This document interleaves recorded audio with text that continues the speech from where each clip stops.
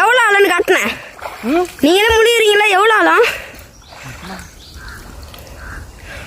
கொஞ்சம் உள்ளார போங்க.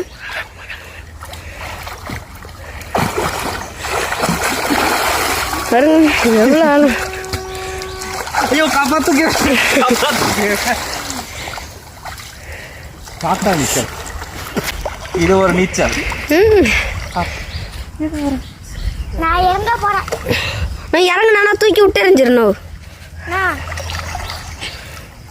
எங்க போறேன்?